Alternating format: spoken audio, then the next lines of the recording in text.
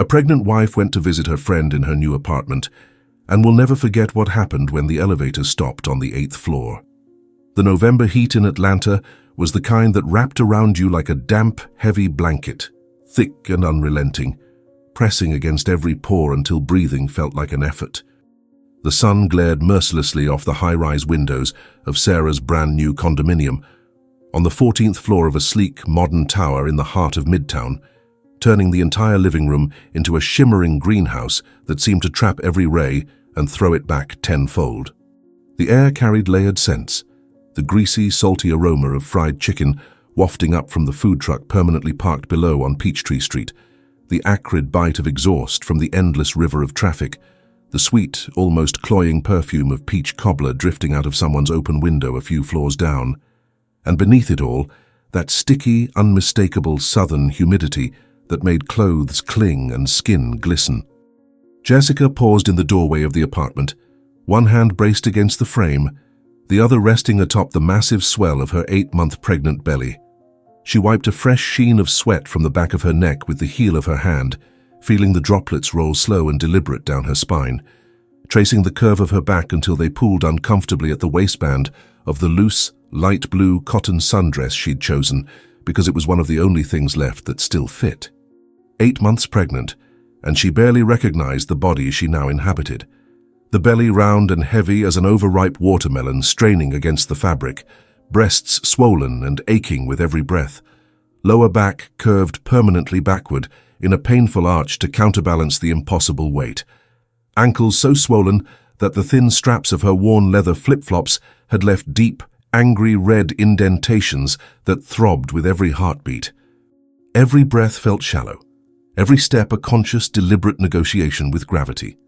"Yo, that sectional is not going to fit right there," Sarah laughed, bright and unbothered, hands planted firmly on her slim hips, messy curly bun half undone and frizzing in the humidity, tiny beads of sweat shining like diamonds on her rich brown forehead as she watched the two burly movers, shirts plastered transparently to their broad chests, dark patches spreading beneath their arms, try to wedge the enormous charcoal grey 3-seater sofa between the freshly painted eggshell wall and the towering light oak bookshelf that still reeked sharply of varnish and new beginnings. "It'll fit, ma'am. Just gotta twist it a little and give it some of that good old southern persuasion," the older mover grunted, voice gravelly and thick from decades of dipping Copenhagen, sweat dripping in steady rivulets off his stubbled chin to splatter onto the cool, gleaming hardwood floor that reflected the intense late afternoon light like a mirror. Jessica managed a tired half-smile from the white plastic patio chair she had commandeered the moment she arrived, legs spread as wide as the chair allowed to make room for the belly that dominated her frame, both hands resting heavily on her knees while the baby kicked in a steady, insistent rhythm, left, right, left, like it was two-stepping inside her to some private country song only it could hear. She hadn't left the house for more than an hour at a time in weeks, maybe months now that she really thought about it. This pregnancy had been brutal in ways no one had fully warned her about. Blood pressure that spiked without warning, swelling that turned her fingers into plump sausages that barely bent, dizzy spells that came on suddenly and left her gripping furniture for balance, morning sickness that never stayed confined to mornings and hit hardest at the mere smell of coffee brewing, and Brandon, always Brandon with that soft, worried Georgia drawl. "Just rest, baby. Stay off your feet. I got May." Everything handled, I promise. But when Sarah had called 2 days ago, practically screaming with joy about finally closing on her dream condo in Midtown, balcony with an unobstructed view of Piedmont Park, open-concept kitchen with quartz countertops, porcelain tile floors that stayed cool even in this heat, the works, something deep in Jessica's chest had sparked like a struck match. She hadn't hesitated. "You have to come see it, Jess. It's gorgeous. I'm in love." Sarah's voice had crackled through the phone, pure, uncontainable excitement, the kind that made you forget swollen feet and acid reflux and the fact that tying your shoes now required strategy and a small prayer. So here she was, planted in the middle of the sweet, chaotic symphony of moving day. Cardboard boxes stacked precariously like Jenga towers, waiting for a careless breath, crumpled newspapers scattered across every surface like confetti after a storm, the greasy, comforting smell of pepperoni pizza drifting from the Domino's box Sarah had ordered because movers work harder on full stomachs, laughter bouncing off bare walls, still waiting for artwork and memories. Jessica helped where her body allowed, holding lightweight boxes steady while Sarah unpacked, weighing in thoughtfully on furniture placement, running her fingers across fabric swatches to pick curtain colors, while Sarah carefully, reverently unpacked brand new dishes from their foam cocoons, like they were fine china inherited from a grandmother. "Remember when we shared that tiny little apartment off Moreland Avenue junior year?" Sarah asked, slicing open another box of drinking glasses with a bright orange box cutter, the loud rip of cardboard echoing sharply in the brief pocket of quiet between the movers' grunts. "Kitchen the size of a closet? Bathroom so small we had to turn sideways just to brush our teeth. And somehow we still crammed 3 girls and all our drama in there," Jessica finished, laughing until her belly shook, and the baby responded with an enthusiastic kick that felt like a high five from the inside. "And we thought we were living the absolute dream back then," Sarah sighed, pausing to gaze out the massive floor-to-ceiling window that framed the view like a postcard. The sight really did steal your breath away. Lush green treetops of Piedmont Park swaying lazily in the hot breeze, the jagged Atlanta skyline shimmering in the heat haze, a perfect slice of cloudless blue sky stretching endlessly overhead. "Now look at us. You married to Brandon? About to be a mama any day now, and me over here with my very own place in the sky." There was a fleeting shadow of sadness beneath her wide smile, the kind she tried to hide, but Jessica caught it. The same ache Sarah had carried for years, watching friends pair off while she focused on career, on herself, on waiting for the right one. She covered it quickly with her usual radiant grin. "But it's all good. Everything in God's perfect timing, right?" "God's timing," Jessica echoed softly, rubbing slow circles over the taut skin of her belly, tracing the faint blue veins that had appeared like rivers on a map, feeling the impossible, miraculous weight that was both burden and sacred gift. The baby kicked hard against her ribs then, a sharp jab that made her let out a small, involuntary oof. But she smiled anyway, wide and genuine.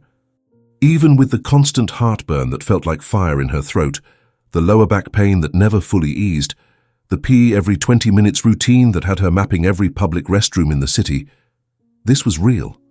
She was about to become a mother. And Brandon, despite coming home late most nights now, despite text messages he answered hours later with vague excuses, despite mandatory weekend work trips that seemed to multiply, still seemed excited too.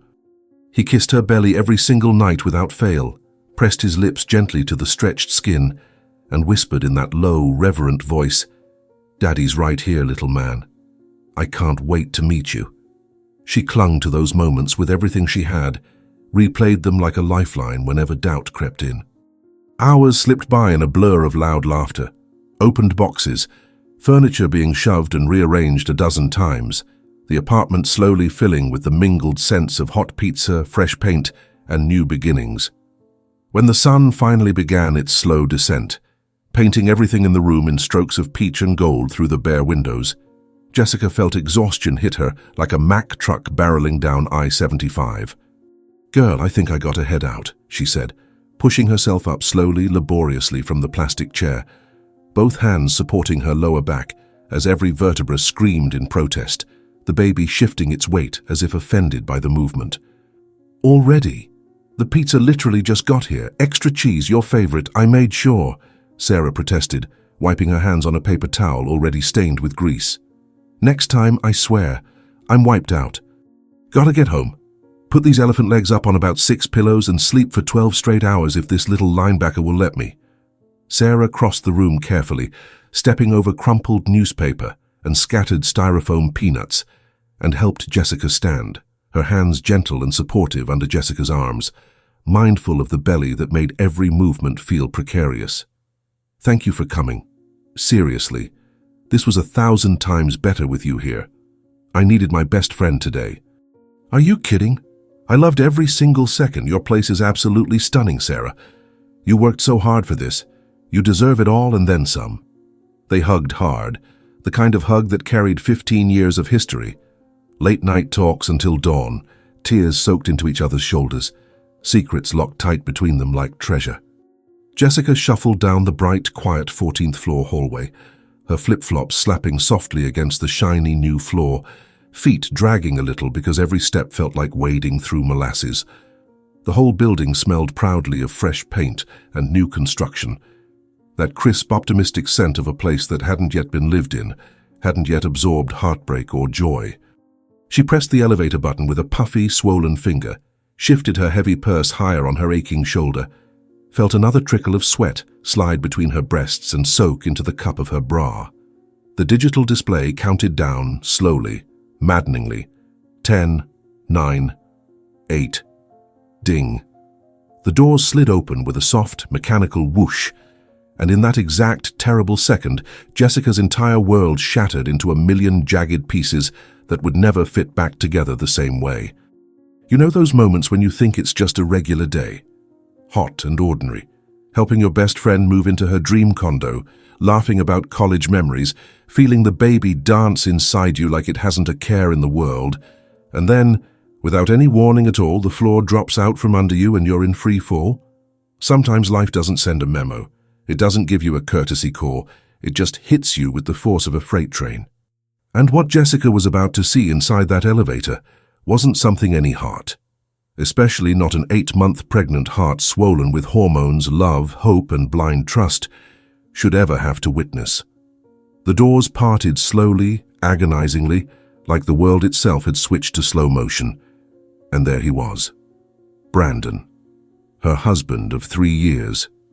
The man she'd married on a windy afternoon on Tybee Island, with sand between her toes and tears in her eyes. The man she shared a bed with, bills with, grocery lists with, an entire future with. Stepping casually into the elevator as if he belonged there. But he wasn't alone. He had his arm wrapped possessively around a woman's waist, fingers laced together with an intimacy that sliced straight through Jessica's chest like a hot blade. Laughing that low private laugh she knew better than her own heartbeat, the one he gave when he was truly relaxed, truly happy, when he didn't have to pretend or perform. The woman was pretty in that effortless way some women are, straight honey blonde hair to her shoulders, glossy and perfect even in the humidity. White silk blouse fitted just right to show off a slim figure, dark designer jeans that looked tailored, expensive floral perfume that flooded the small elevator cab like a weapon. They stepped in still whispering, still wrapped up in each other like it was the most natural thing in the world, like they'd done it 100 times before. Jessica felt her stomach flip violently, a wave of nausea rising fast and bitter in her throat. Her heart slammed against her ribcage so hard, she thought she might collapse right there against the cool metal wall, one hand flying instinctively to cradle her belly as if she could somehow shield the innocent life inside from the pain already consuming her. The baby kicked hard, sharp, almost painful, as if it too had felt the lightning bolt of betrayal that ripped through its mother's body. Brandon hadn't seen her yet. He was looking down at the woman, grinning that goofy, lopsided grin that used to be hers and hers alone, saying something low that she couldn't quite catch over the sudden roaring in her ears. "Relax, baby. I grabbed those Sour Patch Kids you like. They're in my backpack." Baby, he called her baby. The same tender word he murmured to Jessica every night when he kissed her forehead and pulled her close. That was the moment Brandon glanced up, his eyes locked on hers across the small space. The smile froze on his face, then died completely. Color drained from his cheeks so fast it was like someone had pulled a plug. The hand holding the woman's went stiff, fingers slowly, guiltily uncurling one by one. For 3 endless seconds, 3 hours, 3 days, 3 lifetimes. No one moved. No one breathed. The elevator doors began to close behind Jessica, then bumped gently against her unmoving body and reopened. Jessica stood pinned against the elevator wall, right hand still cradling her belly like armor, breath caught high in her throat, eyes wide and fixed on him. She couldn't look away, couldn't process, couldn't believe this was real life and not some cruel nightmare she would wake up from any second. The woman beside Brandon frowned, sensing the sudden shift in the air. She glanced up at him, then followed his frozen gaze to Jessica, confusion flickering across her perfectly made-up face. The elevator began its descent, smooth and quiet, indifferent to the catastrophe unfolding inside. 8, 7, 6. The silence was suffocating, thick enough to choke on, heavy enough to crush bones. Brandon opened his mouth. No sound came out. He dropped the woman's hand fast, clumsy, like a child caught with his hand in the cookie jar. The woman noticed the abrupt withdrawal, turned fully now, visibly uneasy, her manicured hand hovering in mid-air. "What's wrong?" she asked, voice low but sharp with rising alarm. He didn't answer, just stared at Jessica, panic screaming from his wide, bloodshot eyes, like a trapped animal realizing the cage door had slammed shut. Jessica finally sucked in a ragged, trembling breath that sounded more like a sob, her whole body shaking, pain tearing her chest apart from the inside out. Both hands clutched her belly now as if she could physically protect her child from the poison already spreading through her veins. 5, 4. The woman looked again, really looked this time. Her gaze traveled slowly, deliberately down to the massive, unmistakable belly stretching Jessica's dress, then to the simple gold wedding band glinting on Jessica's swollen ring finger, then up to the tears already welling and spilling over in Jessica's red-rimmed eyes. And in that moment, she understood. "Brandon," her voice came out small, scared, trembling. "Who is she?" He swallowed hard, the sound loud and grotesque in the deadly quiet. His voice cracked and died in his throat. "Who is this woman?" the mistress demanded again, louder now, stepping away from him as if he'd suddenly become radioactive. The elevator reached the lobby with a gentle, mocking jolt. Ding. The doors opened onto the bright, blissfully air-conditioned lobby, the young concierge glancing up curiously from behind the polished marble desk. Jessica lurched forward on legs that felt like jelly, gripping the cool metal handrail for balance. She had to get out, had to breathe air that didn't smell like another woman's cloying floral perfume, had to escape before she shattered completely in front of strangers. Brandon reached for her arm, cold fingers brushing her hot skin. "Jessica, wait!" She jerked away hard, nearly losing her balance, whirling on him with tears streaming in rivers down her flushed cheeks. "Don't you touch me!" Her voice came out raw, lethal, full of a pain and fury he had never heard from her before in all their years together. The other woman stood frozen in the elevator doorway, mouth open in shock, watching the scene unfold like a nightmare she couldn't wake from. She's your wife." Her voice shook with shock and rising fury as the truth sank in. "And 8 months pregnant." Brandon said nothing, because there was nothing he could say that wouldn't damn him forever. Jessica stumbled through the expansive lobby, legs heavy as concrete, vision blurred by unstoppable tears that kept coming, no matter how hard she tried to blink them away. The concierge half rose from his chair, concern creasing his face as he started to ask if she was okay. But she didn't hear him, didn't see anything except the exit. She shoved through the heavy glass doors and out onto the wide sidewalk. The Atlanta heat slapped her like a physical wall, the late afternoon sun still blazing down mercilessly. Traffic roared past on Peachtree, horns blaring impatiently, people rushing by in sunglasses and summer dresses, electric scooters whirring, everything distant and muffled and underwater. She stopped dead on the sidewalk, cradling her belly with both arms wrapped protectively around it, trying to breathe, trying not to collapse in front of the entire city. And then the tears came for real, hot, huge, soaking the neckline of her dress, dripping onto the scorching pavement in tiny dark spots that evaporated almost instantly. Jessica sank slowly, carefully onto the curb, her purse dumped unceremoniously beside her, hands shaking violently as she tried to open the Uber app, fat swollen fingers hitting wrong buttons again and again, the screen blurring behind endless tears. Behind her, the building doors burst open with force. Fast, frantic footsteps on concrete. "Jessica, Jessica, please wait." His voice, desperate, shattered, completely unrecognizable as the calm, confident man she'd married. She didn't turn around, didn't want to see his face, didn't want him to exist in her world right now. He dropped to his knees in front of her on the hot pavement, panting, face flushed red, hands resting helplessly on his thighs. "Let me explain." "Explain what?" Her voice cracked, but burned with pure, righteous rage. "I saw you holding her hand, fingers locked like y'all were love-struck teenagers calling her baby. It wasn't what you think. Wasn't." Jessica finally looked up at him, and whatever Brandon saw in her eyes made him physically flinch as if she'd slapped him across the face. Those were eyes that had once looked at him with love, desire, absolute trust, now utterly destroyed, hollowed out. "Then tell me what it was. Tell me right now, Brandon."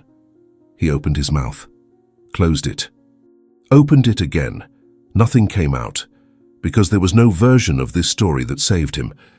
"I was going to tell you," he started weakly, voice barely above a whisper. "Were you? When, exactly? After the baby was born? After I caught you kissing her in front of my face, or never? I was ending it today, I swear to God, Jess." She let out a bitter, humorless laugh that hurt her own soul, sharp and jagged. "Ending it today? Right. That's why you were walking into that elevator wrapped around her like vines, grinning ear to ear, buying her candy like you're the most devoted man on earth." Brandon raked both hands through his hair, frantic now, eyes wet and shining. "It was a mistake. A huge, stupid mistake. But I love you, Jess. I love you and our son." "You don't love anybody, Brandon. You're just scared of losing your perfect little family image. Scared of losing the dumb, trusting wife who believed every single lie you fed her." She hauled herself up slowly, painfully from the curb, one hand braced under her heavy belly, the other against the lamppost for support. Her Uber was pulling up, a silver Camry with the little glowing sign in the window.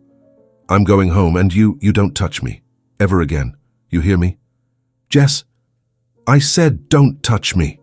Her scream cut through the street noise like a blade. Heads turned. People stopped walking mid-stride. A woman with a stroller stared openly. The Uber rolled to a stop at the curb. Jessica yanked the back door open with trembling fingers and slid carefully inside, slamming and locking it behind her. Brandon slapped the window hard with his open palm. "Jessica, please, open up. We gotta talk, and I'm begging you." She stared straight ahead at the driver, voice steady despite the tears still pouring. "Just drive, please. Anywhere but here." The car pulled smoothly away from the curb, leaving Brandon kneeling in the road, alone, wrecked, watching the taillights disappear around the corner into traffic. Inside the Uber, the AC blasted cold on Jessica's flushed, tear-soaked face, a physical relief that didn't touch the inferno raging inside her chest.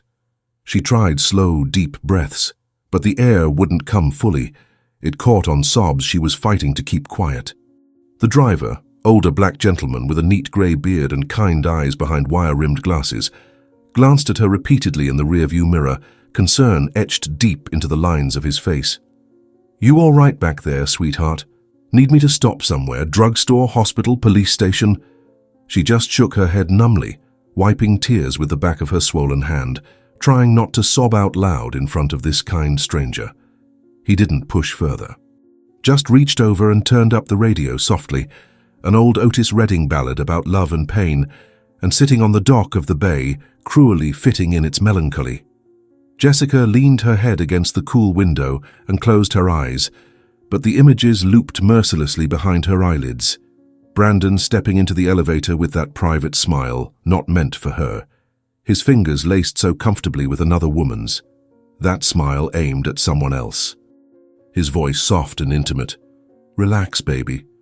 How many times had he said that exact phrase to her in bed, arms wrapped around her from behind, lips against her ear? How many times had he lied straight to her face while she smiled and believed him? How long had this been going on right under her nose while she waddled around the house alone, swollen and trusting? She rubbed her belly in slow, soothing circles, feeling the baby shift restlessly as if it sensed her turmoil. "I'm sorry," she whispered, voice breaking so low the driver couldn't hear over the music. "I'm so sorry, little one. You didn't deserve to come into this mess. Mama's gonna protect you. I swear on everything." The Uber wound its way through familiar Atlanta streets, past neighborhoods glowing orange in the fading sunset, folks heading home with grocery bags swinging, kids playing basketball on cracked driveways, couples holding hands on front porches, normal life happening all around. while inside the car Jessica's entire world lay in shards too small to ever glue back together. She got home after full dark had fallen. Their Buckhead apartment was cold, quiet, empty. Too empty. She dropped her purse with a heavy thud on the hardwood entryway, double-locked the door as if that flimsy bolt could keep the nightmare out. Then she crumbled. Didn't even make it to the couch. Collapsed right there on the living room floor, back pressed hard against the wall, trying to hug her knees. But the belly wouldn't let her fold that way anymore. The crying came hard, violent, chest-heaving sobs that stole her breath entirely, made her whole body shake uncontrollably. The baby kicked wildly, as if feeling every wail and trying to comfort her from the inside. "Why?" she sobbed between gasps that sounded more like screams. "Why did he do this to me? Why now? Why like this? Why wasn't I enough?" She pounded the floor once with her fist, frustrated, devastated nails scraping hardwood, leaving tiny crescent marks. How many times had she believed him without question?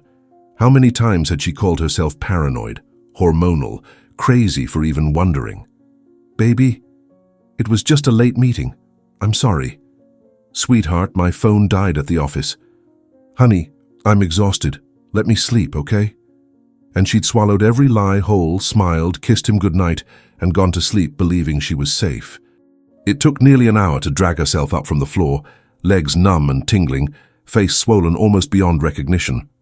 She shuffled to the bedroom like a ghost, peeled off the sweaty sundress that now felt tainted, stood under a scalding shower that did nothing to wash away the pain. Water mixed with tears ran in rivers down her belly, over silver stretch marks, down the drain with her trust. She threw on an old t-shirt of Brandon's she found in the drawer, then ripped it off again in a surge of rage and hurled it across the room like it burned her. Curled up in bed in something else, soft and unfamiliar, stared at the blank ceiling while her mind replayed the elevator scene on an endless, cruel loop. Her phone buzzed on the nightstand. "Brandon." "Jess, please answer. I need to talk to you." She blocked the number with shaking fingers. Another buzz, different number. "It's me, don't block me, we have to fix this, I'm so sorry." Blocked again. Then the house phone rang, shrill and insistent. "Sarah." Jessica answered but couldn't speak past the lump in her throat. "Jess, you there, baby?" "Yeah," she finally croaked, the single word scraping her raw throat. "What happened?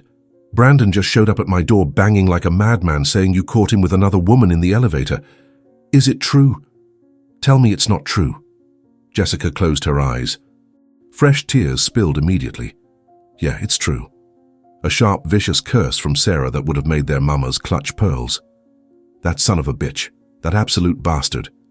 Sarah, I need a favor, a big one. Anything, name it. Ask your concierge if Brandon's ever been to your building before, like multiple times." Long, heavy pause on the line. "You think it wasn't the first time? I need to know, please." "Okay, I'm marching down there right now. I'll call you back in 10. 2 hours later, 2 agonizing hours of staring at the wall, the phone rang again. Jessica snatched it up with trembling hands. "And?" Sarah exhaled hard, the sound full of rage and pity. "Jess, the concierge confirmed everything." Her heart sank like concrete dropped into the Chattahoochee River. "Confirmed what exactly?" "That he recognized Brandon instantly. Said he'd been there multiple times. Last week, the week before, the week before that. For months, Jess. Months." Silence stretched between them, deep and cutting. Said Brandon would show up in the afternoon, stay 2 to 3 hours, leave before evening traffic. Always with the same woman. The blonde one. Jessica couldn't hold it together anymore. The crying came again, but deeper now, soul deep.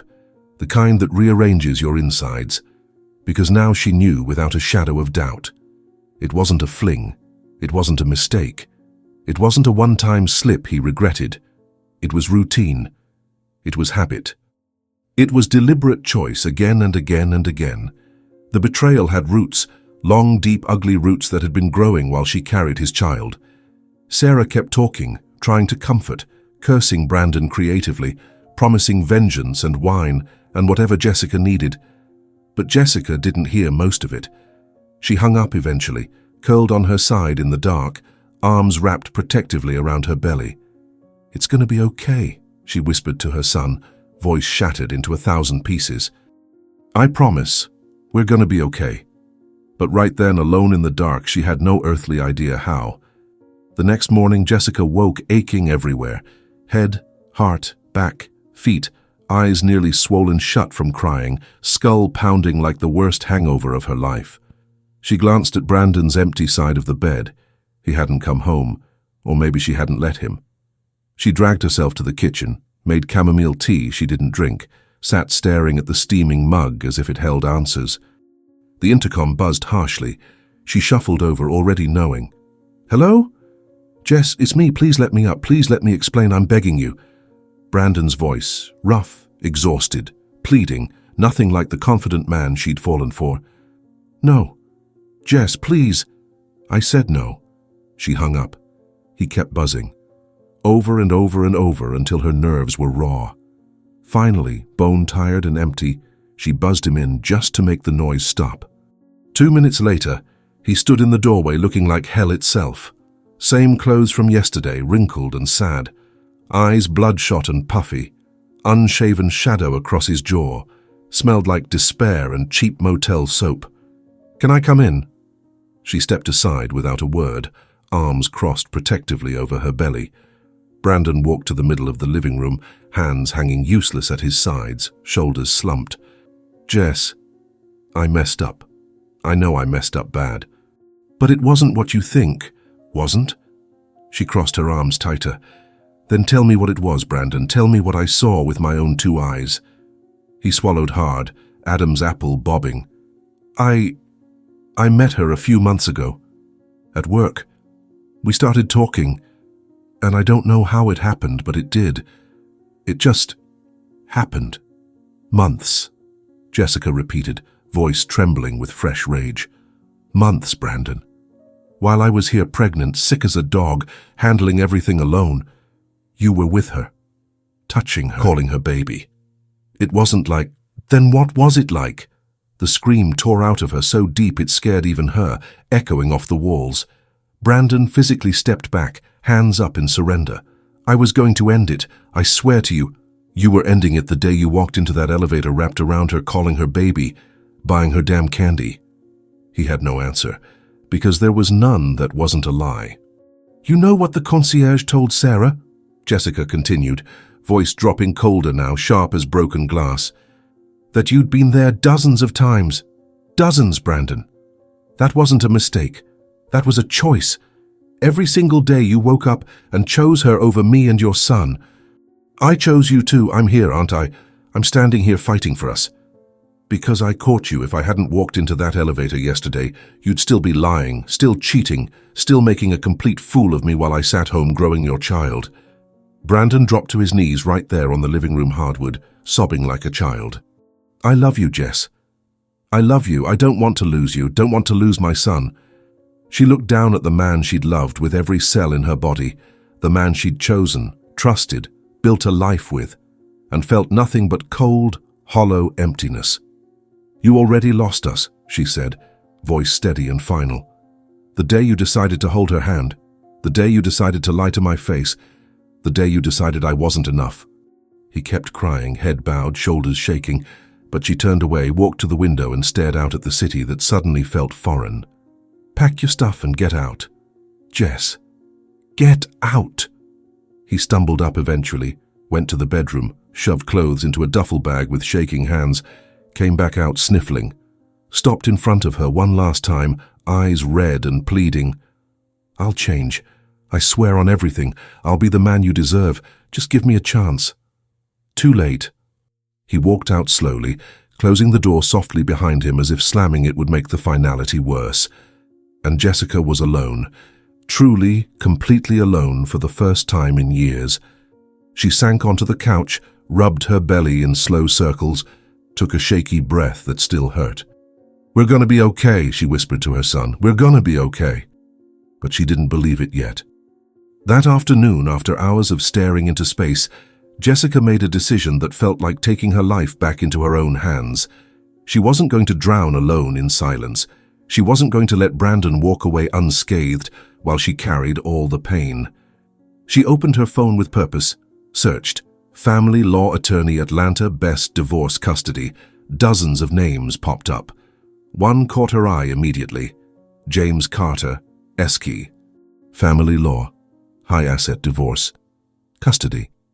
I understand betrayal because I've lived it. She clicked the website. Read his bio slowly, tears blurring the screen. I understand betrayal because I've lived it. That's why I fight. For you, for your peace, for your fresh start. Something in the words rang like a bell inside her shattered chest. Jessica scheduled a consultation for the very next day. James Carter's office sat on the 20th floor of a sleek glass tower on Peachtree in Buckhead. Jessica stepped into the elevator with her heart in her throat. After what happened, just the sight of elevator doors made her stomach lurch violently and her palms sweat. But she had to do this for herself, for her son, for the future she now had to build alone. When the doors opened on 20, a smiling receptionist with kind eyes led her down a hallway lined with abstract art to a bright corner office with sweeping views of the city and a sliver of green from Piedmont Park in the distance. The AC was ice cold, pure bliss after the scorching street below. Jessica lowered herself carefully into a plush grey chair, clutching her purse like a life raft, palms sweaty, heart racing. The door opened, and he walked in. James Carter was younger than she expected, mid-30s maybe, tall but not imposing. Light blue dress shirt with sleeves rolled once, no tie, dark hair neatly trimmed, but with a slight wave. But it was his eyes that stopped her cold. Tired eyes, kind eyes. Eyes that had clearly seen too much pain themselves. Jessica. He extended a hand, gentle smile. James Carter, it's a pleasure to meet you. She shook it, surprised by the steady warmth of his grip. Have a seat. Make yourself comfortable. You're safe here. Those 3 words, "you're safe here," made her eyes burn with fresh tears she hadn't expected. She sat again, adjusting awkwardly for the belly that made every chair feel too small. James grabbed a yellow legal pad and pen, sat across from her at a respectful distance. Before we start anything, everything you say in this room stays in this room. No judgment. I'm just here to listen. Okay? She nodded, throat tight. So, tell me what happened. From the beginning. And she did. Everything. With long pauses between sentences, with tears that fell silently, with silences heavier than any words. The elevator, the embrace, the intertwined fingers, the word baby that shattered her. The concierge confirming months of visits. The pain of realizing it wasn't a mistake, it was a double life. James listened without interrupting once, without looking away, without the pity she dreaded. When she finally finished, voice hoarse and spent, he was quiet for a long moment, then leaned forward slightly. Jessica, I know exactly how you feel. She looked up, startled, eyes wide. I was cheated on too. The air in the room stilled completely. 4 years ago, my ex-wife, with her co-worker, for almost a year. I found out the worst way possible. I saw them together at Lenox Square Mall on a random Saturday. Jessica held her breath, afraid to move. And I know the rage, the grief, the soul-crushing feeling that somehow you weren't enough, that you should have done something different, that you should have seen it. He paused, voice softening. But it's not true. None of it was your fault. Nothing you did or didn't do justifies what he did. Nothing.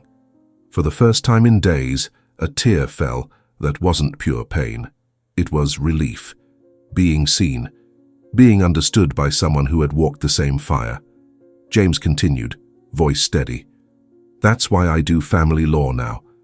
Because I've sat right where you're sitting, feeling like my world ended. And I promise you I will fight for you the way I wished someone had fought for me. He picked up his pen again. Let's start simple. Do you want the divorce? Yes, she answered without hesitation. All right.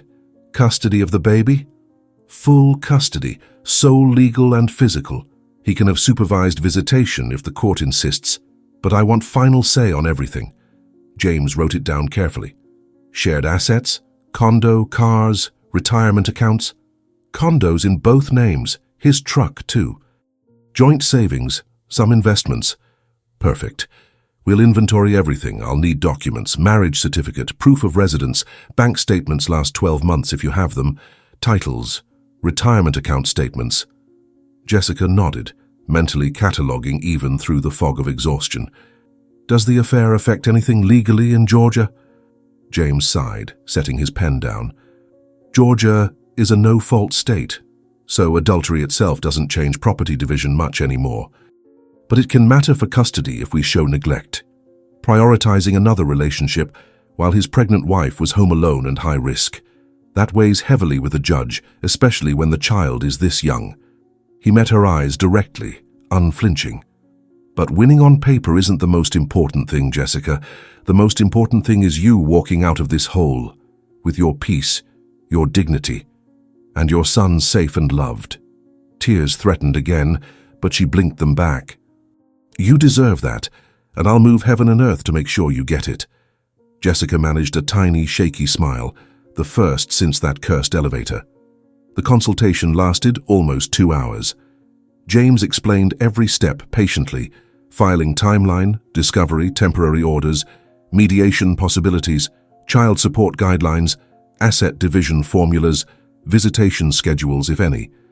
Never cold, never rushed, just deeply, quietly human. When it ended, Jessica rose carefully, hand on her lower back. James walked her to the door. Day or night, question or panic attack at 3 a.m. Call me. Here's my cell. He handed her a simple white business card with his personal number handwritten on the back. She looked at the card, then at him. Thank you, really. You have no idea. Anytime. She turned to leave, but he called softly. Jessica. She looked back. He hesitated, choosing his words with care. When this is all behind you, you're going to rediscover how strong you are. Stronger than you know right now, and I hope I'm still around when that day comes. Her heart gave a small, unexpected flutter. Nothing overt, nothing inappropriate, just something gentle, a quiet possibility on the horizon. Jessica smiled again, this one a little wider, a little more real. Thank you, James. Anytime. She stepped into the elevator and for the first time in days took a full, deep breath without her chest caving in on itself. Outside, the November sun still blazed overhead, brutal and unrelenting. The heat was still oppressive, but somehow Jessica felt lighter, as if a tiny crack had opened and let the faintest ray of light in. She walked to the bus stop, sat on the hot concrete bench, rubbed her belly in slow circles. The baby moved, gentle, calm, reassuring. We're gonna be okay, sweet boy, she whispered. Mama promises. And this time, for the first time, she actually believed it. 2 weeks later. Jessica was at home sorting the mountain of documents James had requested when her phone rang. Unknown number. She answered cautiously. Hello? Jessica, it's James. Sorry to call after hours, but I have news. Her pulse jumped hard. What kind of news? Brandon contacted the firm today. He wants to talk, wants to try an out-of-court settlement, says he doesn't want to drag this through the mud. She sank onto the couch, hand on her belly. What does that mean exactly? It means he's scared. Knows if we go to trial he'll lose a lot more than money, so he wants to negotiate, make it quick and quiet. Do you think I should even talk to him? James paused, considering. Depends what he offers, but I'll be right beside you the whole time. He won't manipulate you, not on my watch. You say the word and we walk away. She exhaled shakily. Okay, let's do it. Great. I'll set it for next week. And Jessica? Yeah? You're doing amazing. Seriously. It may not feel like it every minute, but you are. She smiled despite everything. Thank you. When she hung up, she looked out the window at the Atlanta skyline. Night was falling. Lights winked on one by one across the city, tiny promises of new beginnings scattered like stars. And for the first time since that elevator, Jessica felt something she thought was gone forever. Hope. 3 days later, James called again, voice calm but triumphant. Jessica, It's done. Brandon caved. Accepted every single term. Everything? Everything. You get full custody. He'll pay above-guideline child support. And he's signing over his entire share of the condo. No buyout, no fight. She sat in stunned silence, hand over her mouth. Why would he do that? Just give up? Because I laid out exactly what would happen in court. Showed the concierge affidavit. Showed screenshots of text messages the other woman sent a friend bragging about the length of the affair and how she thought he was leaving you after the baby. He realized he had no shot at looking like anything but the villain. Jessica let out a small, incredulous laugh that surprised even her. So it's really over. It's really over. Just need signatures and the judge's stamp. I'll file Monday. Tears came then, but this time from pure, overwhelming relief. Thank you, James. Thank you for everything. I wouldn't have made it through this without you. I'm honored you trusted me, truly. Comfortable silence stretched on the line. Then James, softer. Jessica, I know it's soon. I know you just climbed out of hell. But when you're ready, when it feels right, when you've healed, I'd really like to get to know you. Outside the office. No files, no paperwork. Just coffee or dinner or whatever feels okay. Her heart skipped, but not from fear. She hadn't expected it. But it didn't scare her. Actually, it felt nice, warm, possible. I'd like that too, she answered gently. But you're right. It's soon. I need to find myself again first. Heal. Be whole for my son. I know. And I'll wait. As long as it takes. Promise? Promise. When she hung up, Jessica stared at her phone with a goofy little smile she hadn't worn in months. The baby kicked hard, like he approved of the new direction. Easy there, little man, she laughed, rubbing the spot. We'll meet him in a few months. Be patient. 2 months later. Jessica sat in the hospital room cradling a tiny, red-faced, perfect baby boy who had arrived screaming into the world at 3:17 a.m. after 18 hours of labor. Hi, sweet boy, she whispered, tears of pure joy streaming down her cheeks as she counted 10 perfect fingers and 10 perfect toes. I waited so long for you. You're finally here. Sarah stood beside the bed, squeezing her hand so hard it hurt, crying harder than Jessica. He's perfect, Jess. Absolutely perfect. Look at that hair. Yeah, she breathed, staring at her son in complete awe. He is. Jessica glanced at the door. Brandon had texted multiple times asking to see his son. She'd said no, maybe one day, maybe never. But that was her choice now, and that was okay, because everything she needed was right here in this room. Her son, her best friend, and herself, stronger, wiser, reborn. 3 months later. Jessica sat at a little outdoor cafe on the Beltline, her son dozing peacefully in the stroller beside her, while runners jogged past and dog walkers waved, the breeze off the trees carrying the scent of spring. Across the table, James stirred sugar into his iced coffee, grinning at the sleeping baby. He's gotten so big, and that smile, he's gonna break hearts. Thank you, Jessica smiled, warmer and freer than she'd felt in years. And stubborn, just like his mama. They laughed together, easy and light. It was their third date. First had been a quick lunch downtown. Second, a slow walk in Piedmont Park pushing the stroller. Now this lazy Saturday coffee with sunshine and possibility in the air. Nothing rushed, nothing forced. Just happening naturally. How are you feeling? James asked, voice soft with genuine care. Better. So much better. Some days the anger still flares up out of nowhere, like a surprise attack. But Ace, I'm good. Really good, happy. I'm so glad. He reached across the table and took her hand. Gentle, asking permission with his eyes first. You're incredible, Jessica. I hope you know that by now. She felt her cheeks warm, but she didn't pull away. You two. They sat there holding hands in the sunlight, watching people pass, listening to birds and distant traffic, and her son's soft baby snores, while the world spun gently on. And in that moment, for the first time in forever, Jessica knew without a doubt, she had survived. She had risen from the ashes, and she was ready to live again, fully, fiercely, joyfully. Life isn't about perfect endings. It's about new beginnings, about scars that become strength, about pain that turns into wisdom and compassion. Jessica stepped into that elevator, thinking she was just visiting a friend on an ordinary day. She stepped out with her heart in 1,000 pieces. But today, looking back from the other side, she sees it clearly.